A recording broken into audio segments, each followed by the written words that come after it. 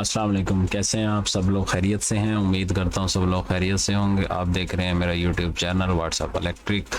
आज का हमारा टॉपिक है ट्रांसफार्मर। आज हम ट्रांसफार्मर के बारे में बात करेंगे, उसके वर्किंग प्रिंसिपल के बारे में बात करेंगे, उसकी बनावट के बारे में बात करेंगे, टाइप्स के बारे में बात करेंगे और कहाँ कहाँ इसको इस्तेमाल किया जाता है इस बारे में बात करेंगे। चलिए हम अपना लेक्चर स्टार्ट करते हैं। सबसे पहले ट्रांसफार्मर के बारे में बात करेंगे।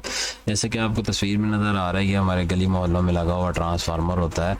बेसिकली ये ट्रांसफार्मर एक स्टैटिक डिवाइस है, मतलब सकिंग डिवाइस है जो कि दो कॉइल्स पर मुश्तमिल होता है, जिसके अंदर इलेक्ट्रिसिटी को या वोल्टेज को स्टेप अप या स्टेप डाउन किया जाता है, एक जगह से दूसरी जगह ट्रांसफ़र किया जाता है विदाउट फ्रीक्वेंसी चेंज किए। इस डिवाइस का मकसद ये है कि वोल्टेज को एक जगह से दूसरी जगह जो मुंतकिल करती है विदाउट फ्रीक्वेंसी चेंज किए ये वोल्टेज को मूव कर सकती है।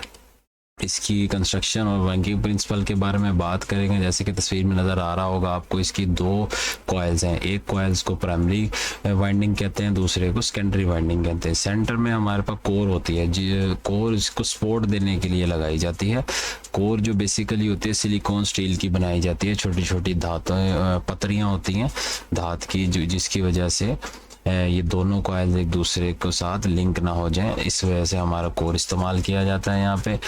और इसकी वर्किंग प्रिंसिपल के बारे में अगर हम बात करते हैं तो जैसे हम आपको तस्वीर में नज़र आ रहा है, प्राइमरी वाइंडिंग को सप्लाई से जब हम लोग कनेक्ट करते हैं तो कोर में से हमारा जो मैग्नेटिक फ्लक्स है तो वो सेकेंडरी कॉइल को लिंक करता है। इससे वर्किंग प्रिंसिपल बेसिकली हमारा जो है मैग्नेटिक इंडक्शन के तौर पे काम करता है। इसमें जब हमारे पास सप्लाई इसमें हम दी जाती है तो इलेक्ट्रोमैग्नेटिक इंडक्शन प्रोड्यूस होती है, जो कि फ्लक्स होती है इन्फिनिटी से इसको हम जाहिर करते हैं, जो कि हमारे पास दो तरह के होते हैं, एक सेल्फ होता है और एक म्यूचुअल होता है। सेल्फ ये होता है कि अगर हम किसी भी कॉइल को ऐसी सप्लाई या किसी भी सोर्स से जोड़ते हैं तो हमारे उसके अंदर फ्लक्स पैदा होता है, और इसके साथ हम अगर कोई और कॉइल को ऐड करते हैं तो एक कॉइल से दूसरी कॉइल में जो फ्लक्स लिंक होता है उसको हम म्यूचुअल इंडक्शन कहा जाता है। ट्रांसफार्मर बेसिकली म्यूचुअल इंडक्शन के तौर पे ही काम करता है।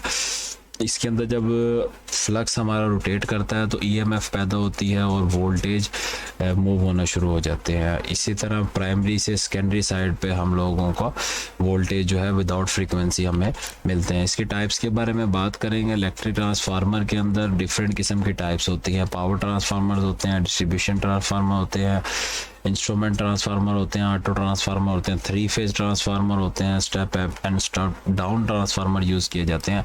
बेसिकली मेजॉरिटी जो है हम लोग स्टेप अप और स्टेप डाउन ट्रांसफार्मर यूज़ करते हैं। पावर ट्रांसफार्मर बड़े लेवल पर यूज़ किए जाते हैं। डिस्ट्रीब्यूशन जो होते हैं वो हमारे गली मोहल्लों में जो यूज़ किए जाते हैं वो ट्रांसफार्मर होते हैं। इंस्ट्रूमेंट ट्रांसफार्मर छोटे साइज़ के, बड़े साइज़ के, डिफरेंट साइज़ के यूज़ किए जाते हैं हमारे डिफरेंट कंपोनेंट्स में।